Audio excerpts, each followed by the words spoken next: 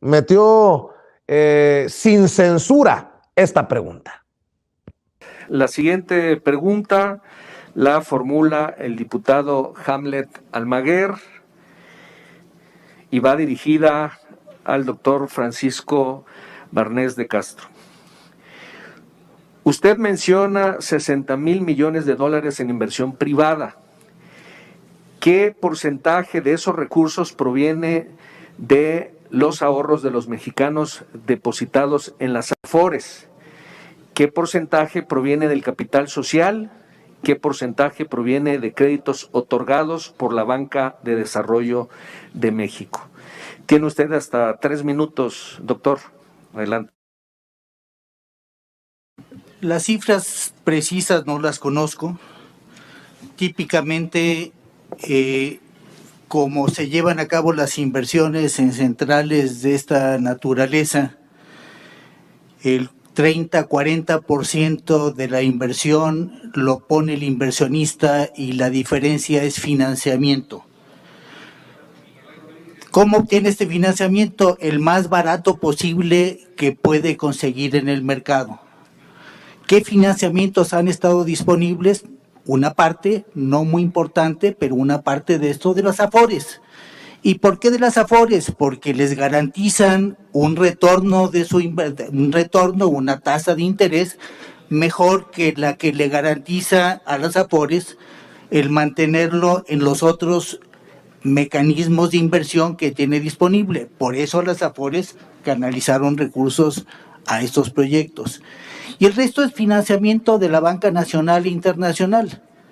De la banca nacional, la parte más importante vino de Nafinsa, como de un financiamiento internacional que le brinda o le brindó el Banco Mundial para financiar proyectos renovables con una tasa de interés preferencial muy favorable para el país, que Nafinsa recibe y lo transmitió a los diferentes proyectos. Me parece que por ahí es por donde llegan estos financiamientos. Los del sector público vienen de esquemas similares.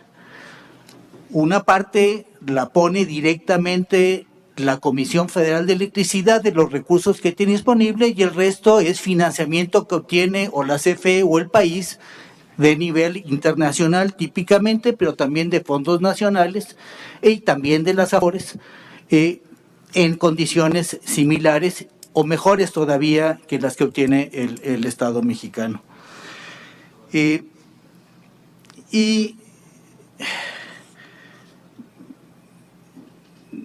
¿Por qué pueden ofrecer condiciones más favorables que las que ofrecen las centrales de la CFE? Porque son más modernas, son más eficientes, consumen menos combustibles las que consumen combustibles, que es el costo fundamental de la generación eléctrica, son los combustibles que se utilizan, y al utilizar menos combustibles pueden ser más competitivos y ofrecer condiciones más bajas que las que está ofreciendo las centrales de la Comisión Federal de Electricidad. Infiero, nótese mi sarcasmo, infiero que el diputado Hamlet Almaguer puso contra las cuerdas al exrector de la UNAM, Francisco Barnés de Castro, quien se lanzó contra la reforma eléctrica del presidente Andrés Manuel López Obrador e insiste, el exrector de la UNAM insiste en que esta reforma eléctrica convertirá a la Comisión Federal de Electricidad en un monopolio. Pues yo tengo otros datos y tengo otros números y tengo sobre todo otra lógica. El exrector que habla de monopolio, carambas, se exhiben solitos. Y para hablar precisamente de este y otros temas, saludo al diputado Hamlet Almaguer, a quien le agradezco mucho que esté en esta mesa de diálogo. Hamlet, gracias por acompañarnos. Buenas tardes, buenas noches.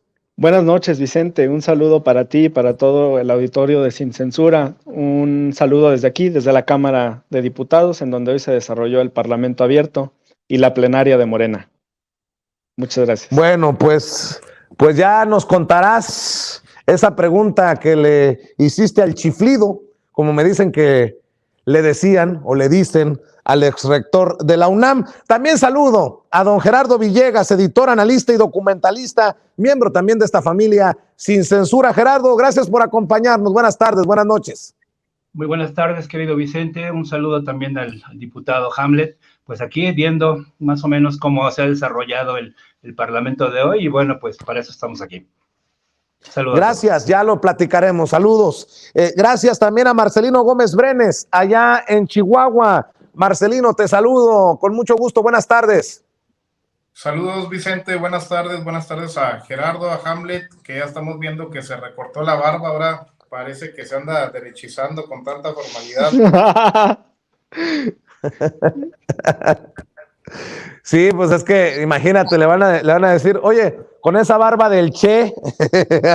Bueno, en fin, mi querido Hamlet, a ver, pusiste contra las cuerdas al exrector de la UNAM, a quien creo que le moviste el castillo de naipes que iba construyendo con su exposición.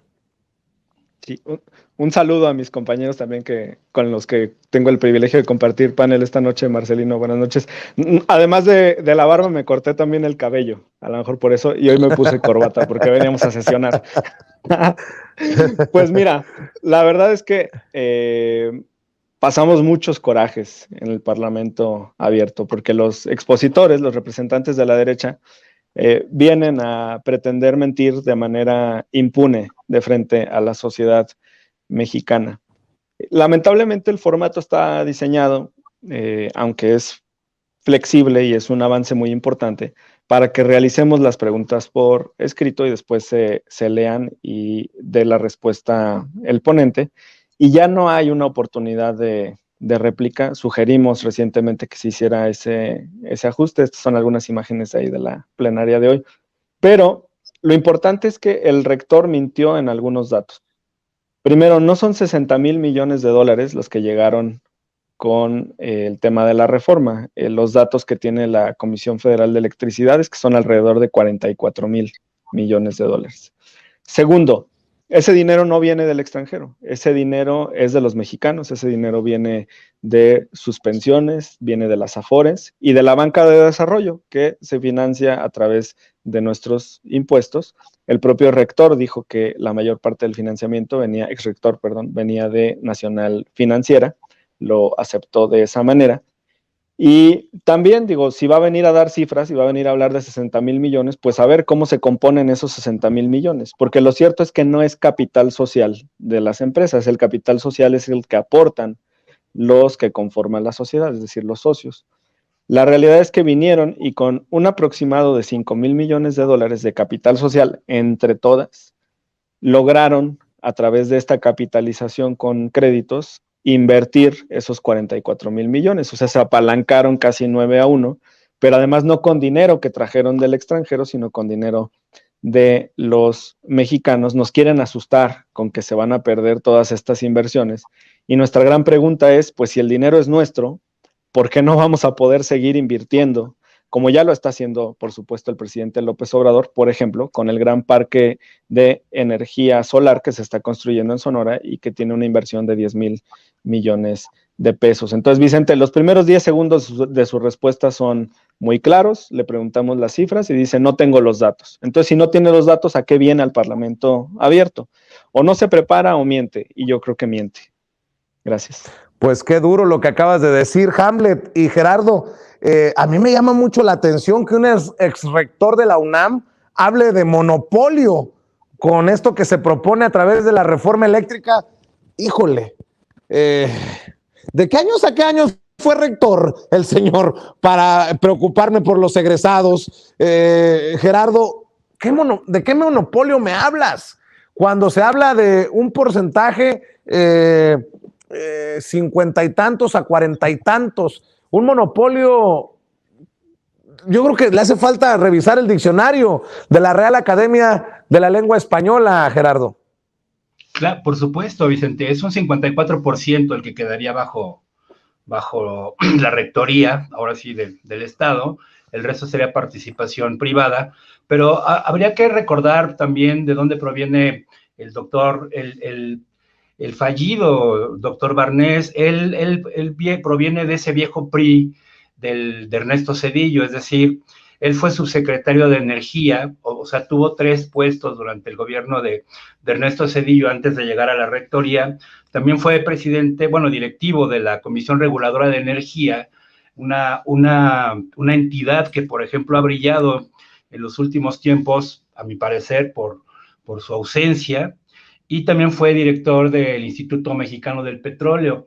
Entonces es un hombre que proviene también de las lides, de esos viejos rectores de la guardia del doctor Carpizo, quien intentó hacer la primera reforma universitaria entre 1986 y 1987, haciendo una modificación a un reglamento de pagos, intentando hacer una suerte de regular también el pase automático. Digamos que Barnés retoma este planteamiento del doctor Carpizo, que posteriormente, bueno, el propio doctor Narro también proviene de la misma vena priista de esa rectoría de esos tiempos, y bueno, su participación como rector en aquel momento fue absolutamente un desastre.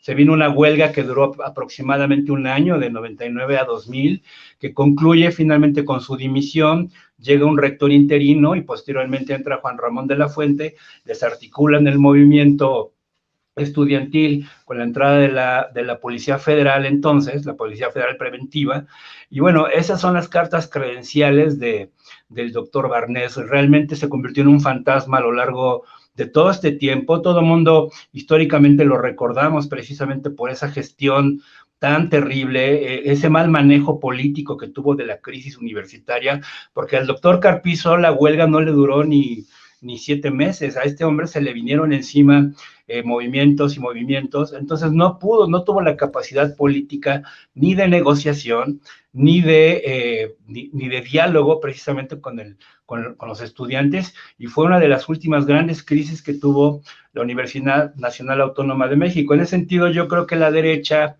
que definitivamente es quien lo resucita, pues vino a traer prácticamente a un zombie, es decir, un muerto político, y también a nivel intelectual, independientemente de sus cartas credenciales internacionales, pues lo vemos la forma tan patética en la que no va con datos precisamente al Parlamento, y prácticamente opera como un cabildero, como un lobista a favor precisamente de los intereses de las industrias transnacionales en ese sentido, en el sector energético. Entonces, realmente es un cartucho muy quemado, y la verdad también pues es un punto criticable hasta cierto punto de las cartas credenciales que está presentando la oposición en ese sentido contra la aprobación de esta reforma, que pues todo parece indicar que va viento en popa, Vicente. Así es, pero qué bueno que tenemos la oportunidad de ver exhibidos a estos personajes. Muy ex rector de la UNAM y lo que tú quieras, Marcelino, pero lo hace petardear y feo Hamlet Almaguer. Y si no están preparados, y si no van a presentar datos duros, si se van a dedicar a inferencias y a suposiciones, pues creo que queda claro por qué creo que va a ganar la reforma eléctrica del presidente Andrés Manuel López Obrador, Marcelino.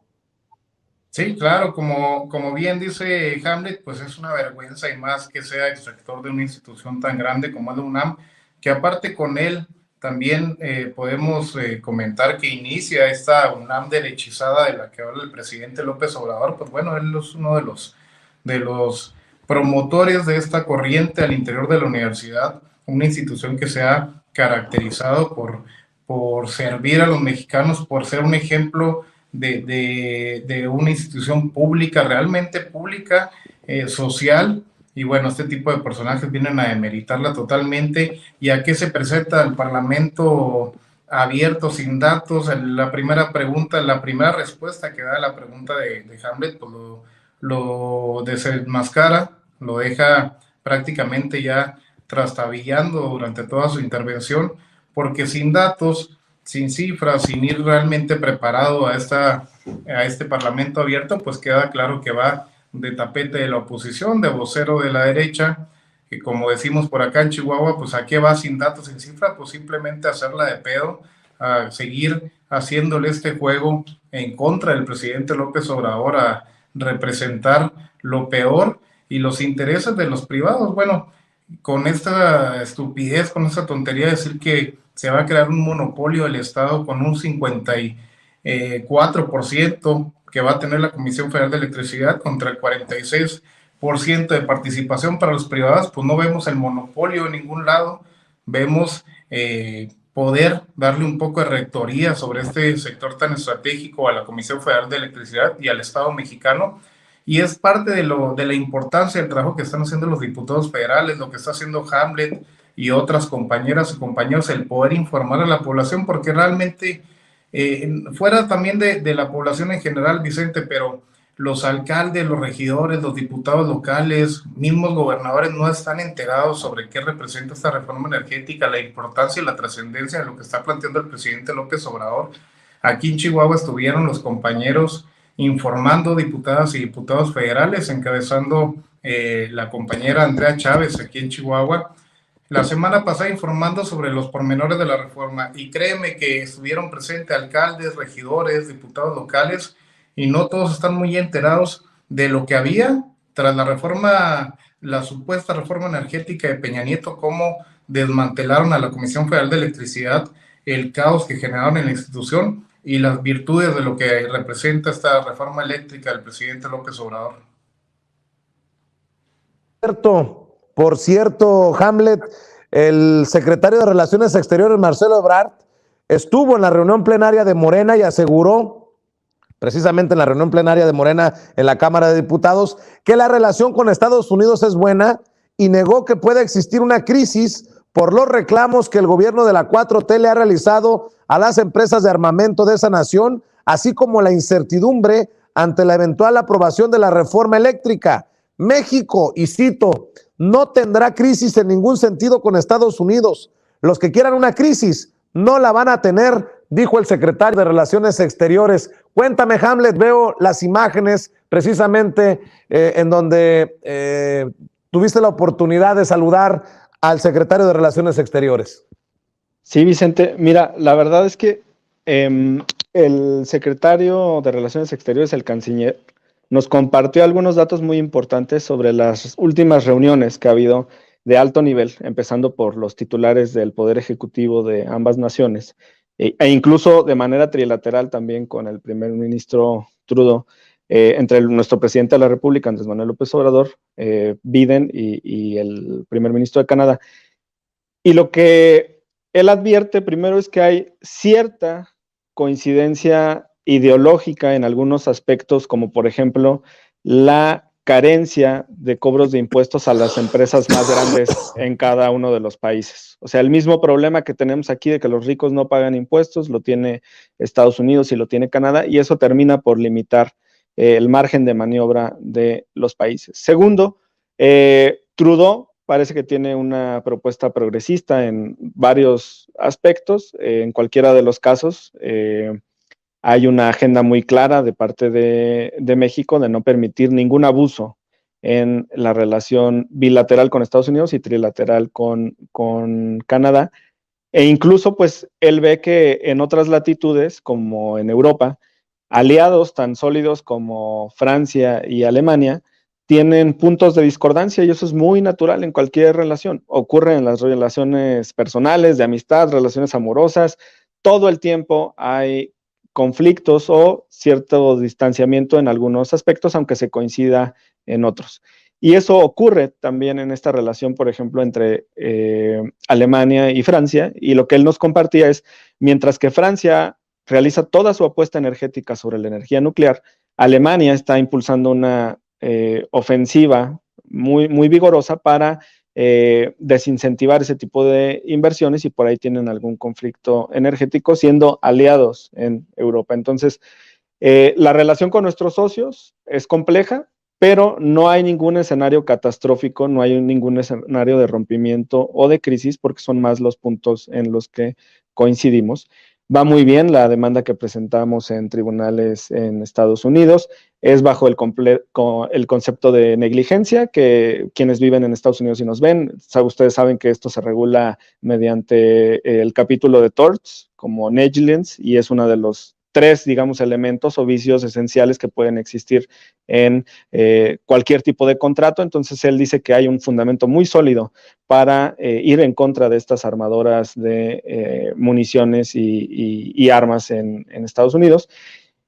En otro de los puntos que compartió, pues es la posibilidad de que esta reforma eléctrica que estamos impulsando despierte algunas inquietudes de los inversionistas de Estados Unidos, pero el punto favorable es que por primera vez estamos listos para ir a paneles, que es un método de solución de controversias que está establecido por los propios tratados internacionales y por el propio TLC 2.0. Entonces, se iría a un arbitraje en cualquier caso, y ahí pues la moneda está en el aire. Podemos ganar o podemos perder, pero ya no sería una derrota anticipada, sino algo que en todo caso tenga que determinar un panel arbitral. Y pues la verdad, muy bien su exposición, nos enteramos de muchas cosas que desconocíamos y nos animamos al saber que no existe ningún conflicto en la relación con Estados Unidos o con Canadá. Así es, Gerardo, dice el canciller, los que quieran crisis no la van a tener, no va a haber crisis con Estados Unidos. Y nada más retomo un tuit de Enrique Krause, el gran intelectual Enrique Krause, que dice: ¿asumirá el presidente de México la responsabilidad de algún problema en su sexenio? Respuesta: nunca. Digo, por lo de las crisis y que no van a tener crisis, en voz de Marcelo Ebrard, y un Enrique Krause tirando el dardo envenenado al presidente Andrés Manuel López Obrador. ¿Cómo ves, Gerardo?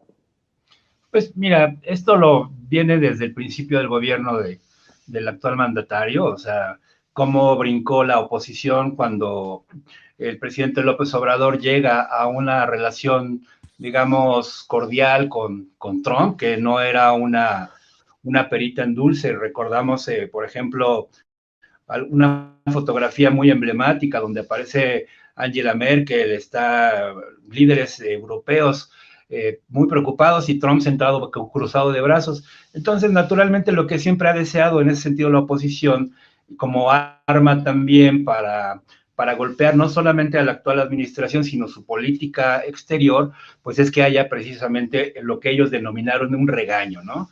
Definitivamente esto no ha sido así.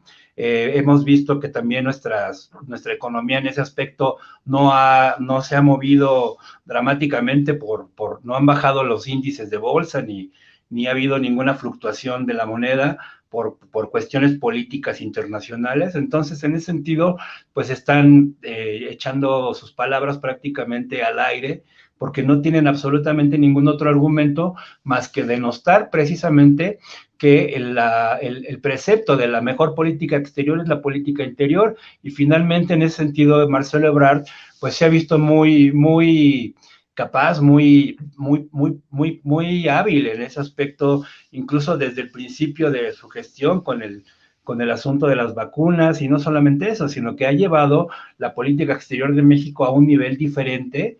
Hemos sido testigos de las llamadas con Kamala Harris, incluso con el presidente Biden, la visita de López Obrador a Estados Unidos. Y bueno, en ese sentido también Marcelo Ebrard, pues sí, también es una pieza importante en ese sentido, y yo pienso que esta participación del canciller en la plenaria de Morena, pues también es un síntoma probablemente de conciliación, por un lado, de salud dentro del movimiento, una vez atravesadas las aguas turbias de las que fuimos testigos las últimas semanas con la supuesta comisión encabezada por el senador Monreal. Entonces yo creo que en ese sentido, pues es una buena señal que el canciller haya asistido y sobre todo haya aclarado que no va a haber ninguna crisis en ese aspecto, y que se sostenga de una manera histórica con la demanda precisamente a las industrias de fabricantes de armas, que bueno, ya sabemos el resultado que ocurrió con el operativo Rápido y Furioso, Vicente. ¿Cómo ves, Marcelino? Menciono a Enrique Krause porque en su momento fue Enrique Krause en los periódicos más importantes como el New York Times, él, su hijo en el Washington Post, los que han pedido mano dura, que regañen a López Obrador, tanto Trump como Biden, y pues se han quedado con las ganas, y creo que se seguirán quedando con las ganas, de acuerdo a lo que dice Marcelo Ebrard. Se van a quedar con las ganas Krause y toda la oposición y los conservadores, y el presidente López Obrador lo mencionó la semana pasada, el noble oficio de la política y este tipo de temas no son para cualquiera, y mencionó a los científicos cuando intentan opinar de manera a veces irresponsable sobre temas políticos o sociales, y también mencionó a los intelectuales, donde hasta una risita de esas que duelen se aventó el presidente y nombró a Krause diciendo, ya vemos el ejemplo de este tipo cuando suele hacer opiniones políticas, igual que Vargas Llosa, por ejemplo, y se van a quedar con las ganas porque ha habido una excelente representación por parte de Marcelo Ebrard en la Secretaría de Relaciones Exteriores. Yo creo que él sabe lo que representa esta secretaría, y más en este momento en donde su papel es su carta de presentación rumbo al 2024, es lo que busca también con ese acercamiento al movimiento, poder destrabar situaciones y complejidades que, bueno, en los últimos meses se han visto y se han estado analizando dentro del movimiento. Es su carta de presentación, y obviamente el que no haya tensiones, el que no haya problemáticas con Estados Unidos, también con Canadá, pues bueno, seguirá haciendo su presentación rumbo al 2024, que es lo que lo tiene muy bien posicionado, aparte con temas demasiado sensibles, el tema del armamento, el tema de la seguridad para nosotros y para el presidente López Obrador ha sido fundamental, y sabemos que no es como en tiempos de Peña Nieto, de Calderón, que inundando de armas, de helicópteros artillados vamos a solucionar este tipo de problemas, sino regulando el tráfico legal e ilegal también de las armas, el armamento, las municiones que entran a nuestro país, que aquí en Chihuahua, al ser frontera, sufrimos bastante, y que sabemos que es una de las principales causas de este grave problema que, bueno, seguimos afrontando desde el trabajo social, desde el trabajo que el gobierno de México ha desarrollado también con los programas sociales, combatiendo la pobreza, la marginación, dando oportunidad a los jóvenes, a todos los sectores que históricamente estuvieron marginados, bueno, de tener una opción social, una opción legal para vivir, pero también se requieren este tipo de acciones que, aunque sean fuertes, el canciller se ha mantenido firme, y también en el tema de la reforma eléctrica, pues bueno, dándoles a conocer los pormenores y expresando el gobierno norteamericano y los representantes, no como el exrector de la UNAM, que parece que no comprende mucho del tema, pero ellos saben que ese 46% para los privados es muy buen negocio. Querido Marcelino Gómez Brenes, ¿por qué no cerramos invitando a la gente para que te apoye en redes sociales, por favor? Muchas gracias, Vicente. Te mandamos otra vez un abrazote desde Chihuahua, y estamos en Facebook, Twitter, Instagram y YouTube como Marcelino Gómez Brenes desde Chihuahua. Un abrazote, Gerardo Hamlet, a sus órdenes. Muchas gracias, Marcelino. Gerardo, paramos aquí esta mesa de diálogo también con la invitación para que te apoyen en redes sociales, maestro. Por supuesto que sí, querido Vicente. Me pueden encontrar en @pleroma0 con Z en Twitter, y en mi página de YouTube, en mi canal, Gerardo Villegas Editor. Muchas gracias. Un saludo también al diputado Hamlet y también a Marcelino, por supuesto a todo el público, y a ti también, querido. Muchas gracias, Gerardo Villegas. Y bueno, Hamlet Almaguer, diputado, cerramos invitando también a la gente para que esté al pendiente en tus redes sociales de de las preguntas que les haces a esos en el Parlamento Abierto y les pones una friega. Muchas gracias, Vicente, gracias a Gerardo, muchas gracias también a Marcelino. Sí, me pueden encontrar en Twitter como Hamlet-Almaguer y en Facebook e Instagram como Hamlet Almaguer. Estamos abiertos a todas sus propuestas, todas sus inquietudes o preguntas que quieren que realicemos en el Parlamento Abierto. El Parlamento continúa mañana a las 9 de la mañana, y solamente decirles que en la plenaria de Morena también contamos con la presencia de nuestro secretario de Gobernación, Adán Augusto López, del presidente nacional de Morena, Mario Delgado, y del titular de la UIF, Pablo Gómez, quien está interviniendo en este momento. Cerraremos con la presentación también del secretario Meyer. Ojalá en otras oportunidades tengamos ocasión para comentarles también sobre los temas relevantes que se trataron en la plenaria, y seguirá mañana la plenaria de 9 a 3 de la tarde y con mucho gusto les informaremos al respecto. Que tengan muy buena noche. Pues ahí te estaré buscando. Acéptame un chascarrillo para cerrar, Hamlet. A ver, dale. A mí se me hace que con esa candidatura que le dieron al Diamante Negro, por eso te rasuraste, te cortaste el cabello, te pusiste. Digo, la competencia anda cabrona. No te creas, diputado, no te creas. Te mando un abrazo. Gracias, diputado. Gracias, Marcelino. Buenas tardes, buenas noches. Buenas noches. Amigos, amigas, regresamos en breve. Pero mientras seguimos hablando sin pelos en la lengua, sin censura, usted puede suscribirse a nuestros 3 principales canales en YouTube. Sin Censura Media, en donde tenemos más de 1.600.000 suscriptores. Sin Censura TV, en donde tenemos más de 1 millón de suscriptores. Y en Sin Censura Presenta, en donde queremos llegar muy pronto a los 100,000 suscriptores. Si usted ya está inscrito en Sin Censura Media, suscríbase en Sin Censura TV. Si ya está suscrito en Sin Censura TV y Sin Censura Media, suscríbase a Sin Censura Presenta. Recuerde que es gratis, no tiene que sacar un solo centavo de su bolsillo para apoyarnos. Dele clic en la campanita para que los señores y señoras de YouTube envíen las notificaciones cuando estemos transmitiendo en vivo y en directo o estemos subiendo videos. También nos puede seguir en Twitter en @Vicente Serrano y hasta en Instagram. Ojo, también estamos en Instagram. Son nuestras redes sociales y con el apoyo de ustedes seguimos creciendo, porque con ustedes todo, sin ustedes nada.